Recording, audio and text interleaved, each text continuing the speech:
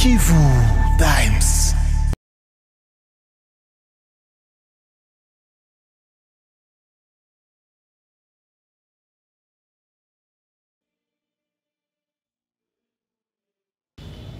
Je suis honoré de tenir la parole ce jour d'installation officielle des animateurs du bureau local du service public de l'eau de la ville d'Uvira pour non seulement présenter mes sincères félicitations à l'équipe, mais aussi rappeler les lourdes responsabilités entendues de ce service technique. L'eau, c'est la vie, dit-on. Et sa promotion dans notre province, ce doit être une priorité pour tous. Pour notre ville d'Uvira, au terme de la signature de l'arrêté portant création, organisation et fonctionnement du bureau local des services publics de l'eau, une commission a été désignée pour conduire le recrutement du personnel du bureau local des services publics de l'eau. Je salue la rigueur et le sérieux qui l'a caractérisé.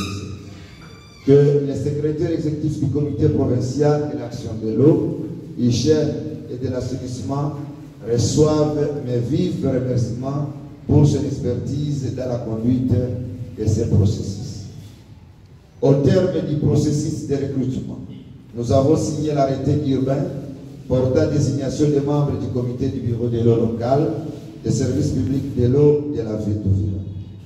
Ce qui est intéressant, l'activité des systèmes d'eau et assainissement de l'ISAID que met en œuvre Mercicor en collaboration avec Tetra Technique utilise des approches très pertinentes, celles de gouvernance et de développement des systèmes de marché qui, à nos jours, est qualifiée de stratégie adéquate pour soutenir le financement public et assurer un service public d'eau de qualité, transparent et redevable pour une durabilité des ouvrages qui sont mis à notre disposition.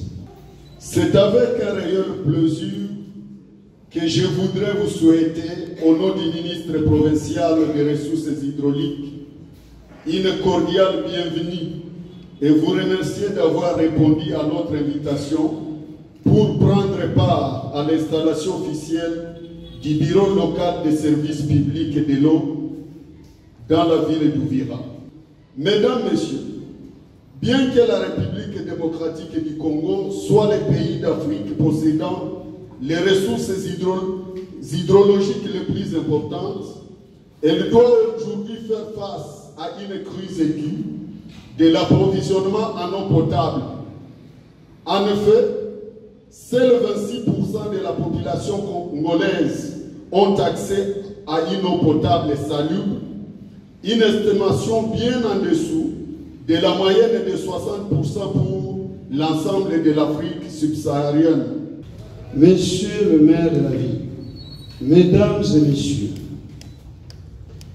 les missions du bureau local des services publics de l'eau sont les suivantes, pour ne pas être exhaustif. Établir une coordination et une planification sous-sectorielle de l'eau potable, proposer aux maîtres d'ouvrage les projets de construction, de réhabilitation et d'extension des ouvrages et infrastructures pour le service public de l'eau et assainissement. S'assurer de la réalisation du plan et du programme de développement des ouvrages du service public de l'eau.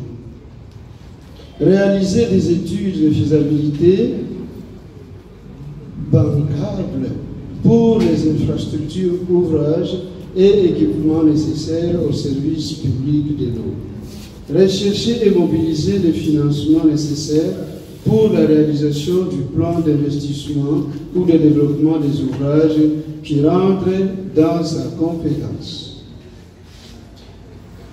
Contractualiser les exploitants du service en respectant les normes et standards nationaux du service public de l'eau.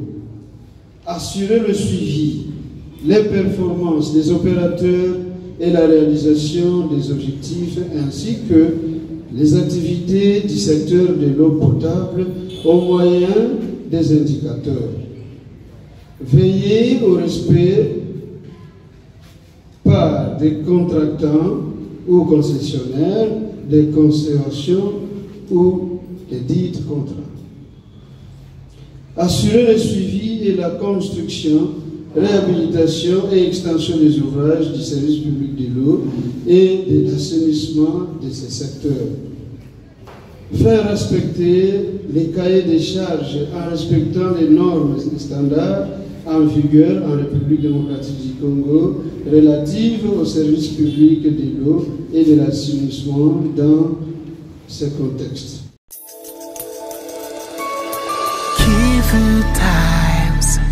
Kivu Times.